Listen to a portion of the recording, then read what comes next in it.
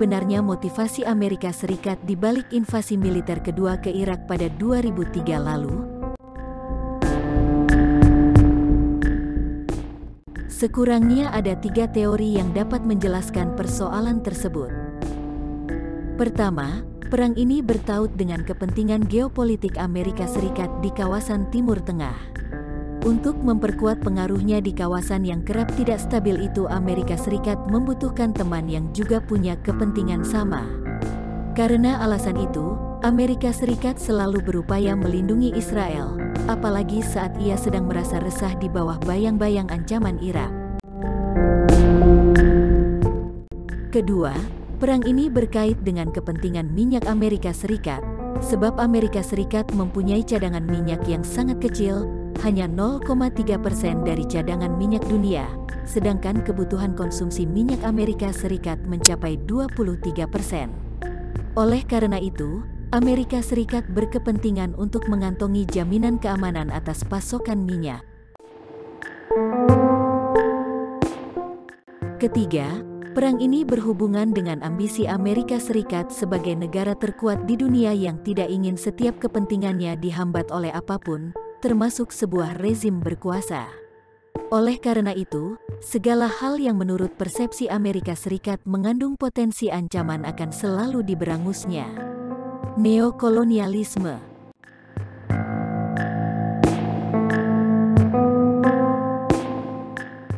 Dalam sepanjang sejarah hubungan Amerika Serikat-Israel, sejak awal Amerika Serikat selalu menjalin hubungan hangat dengan negara Yahudi itu. Amerika Serikat selalu bergandengan tangan dengan Israel, khususnya untuk membendung pengaruh negara-negara garis keras Arab dan kelompok militan Islam yang menentang perilaku neokolonialisme dan neoimperialisme di bawah pimpinan Amerika Serikat. Dalam kacamata politik Amerika Serikat, potensi ancaman itu tak boleh dibiarkan, apalagi jika mengarah pada sekutu dekatnya, Israel.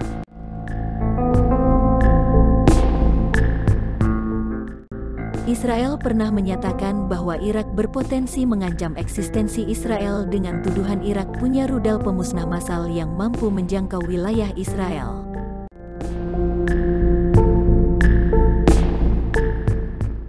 Itulah sebabnya mengapa Amerika Serikat selalu berupaya keras untuk membasmi segala potensi ancaman guna mengamankan seluruh kepentingannya di Timur Tengah.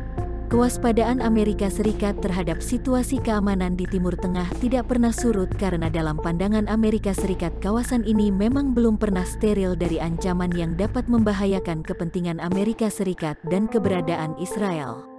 Negara yang dianggap Amerika Serikat menampilkan ancaman bahaya serius adalah Irak dan Suriah.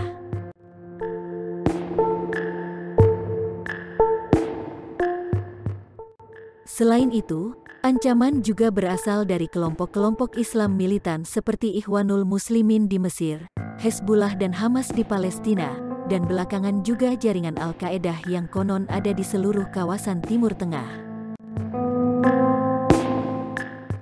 Untuk membendung perkembangan kekuatan yang diperhitungkan akan dapat mengganggu kepentingan Amerika Serikat dan Israel itu, Amerika Serikat mengambil kebijakan lebih jauh dengan memperkuat posisi pertahanan Israel serta memberi berbagai paket bantuan ekonomi dan teknologi. Itulah sebabnya Israel kini menjadi negara yang secara ekonomis, teknologi, dan militer paling unggul di Timur Tengah. Dengan demikian, Israel bisa menjadi faktor penekan dalam percaturan politik regional Timur Tengah. Keberpihakan Amerika Serikat terhadap Israel pada perkembangannya kini sudah sampai pada tahap berlebihan dengan membiarkan apa saja perilaku Israel yang bertentangan dengan kemanusiaan, keadilan, dan perdamaian. Sikap Amerika Serikat seperti ini dapat dibaca dengan jelas dari perilaku standar gandanya.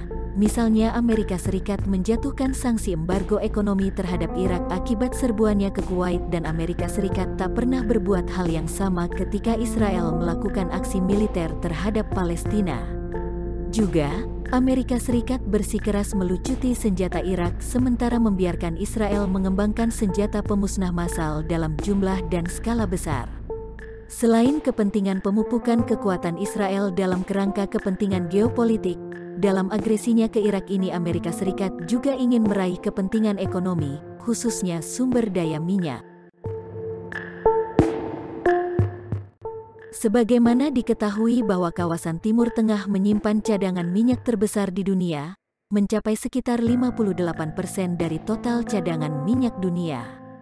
Cadangan minyak tersebut utamanya berada di Arab Saudi, Iran, Irak, dan Kuwait. Sementara ini, 2 dari 4 negara tersebut, Arab Saudi dan Kuwait, sudah tunduk dan bersedia melayani Amerika Serikat, sedangkan Irak di bawah Saddam Hussein masih menjadi anak binal yang sulit ditundukkan. Kendati pasokan minyak Amerika Serikat dari Arab Saudi dan Kuwait serta sejumlah negara produsen minyak lain untuk sementara dapat memenuhi kebutuhan konsumsi minyak Amerika Serikat, namun untuk jangka panjang hal itu masih belum sanggup memenuhi rasa aman Amerika Serikat. Itulah sebabnya, Amerika Serikat sangat gregetan untuk mengusir Saddam Hussein dari singgasana kekuasaan Irak, karena Saddam dianggap menjadi penghalang ambisinya. Bila Saddam tersingkir, Amerika Serikat akan dapat leluasa menguasai sumber minyak Irak dan sekaligus menimbulkan rasa aman yang lebih besar bagi Israel. Sebagai negara adidaya tunggal yang kekuatannya tak tertandingi di dunia, secara naluriah Amerika Serikat selalu condong untuk mendemonstrasikan supremasi dan superioritasnya. Predikat adidaya Amerika Serikat akan luntur dengan sendirinya apabila supremasi dan superioritas Amerika Serikat tidak pernah dibuktikan keampuhannya. Dalam pengertian itu, Amerika Serikat cenderung mencari target bidikan yang dapat digunakan sebagai sarana pembuktian. Bagi Amerika Serikat, yang paling mudah adalah membidik negara-negara yang dianggapnya suka membangkang. Hingga saat ini, tidak kurang dari 7 negara telah menjadi korban pamer kekuasaan Amerika Serikat seperti Kuba, Libya, Somalia, Haiti, Afghanistan, Iran, dan Irak. Irak dihajar mesin perang Amerika Serikat secara keroyokan dalam Perang Teluk II pada 1991, Somalia dibombardir pada 1992 dan 1993, Haiti diserang pada 1994 dan 1995 untuk mengembalikan Presiden Aristides ke pentas kekuasaan Haiti. Balkan dibombardir dalam Perang Bosnia pada 1999, Afghanistan dibombardir pula pada 2001 untuk menggulingkan rezim Taliban, dan pada 2003, Amerika Serikat secara besar-besaran melancarkan agresi militer terhadap Irak untuk kedua kalinya. Perang Irak yang digelar Amerika Serikat tanpa mandat PBB ini menunjukkan betapa Amerika Serikat tidak dapat mengendalikan dirinya sendiri, arogan dalam arti yang keterlaluan. Selama ini Amerika Serikat selalu mengklaim dirinya sebagai negara penjunjung demokrasi dan HAM, ternyata ia sendiri pelanggar demokrasi dan HAM. Bahkan pelanggaran demokrasi itu ditunjukkan di forum PBB, lembaga demokrasi dunia yang sangat terhormat.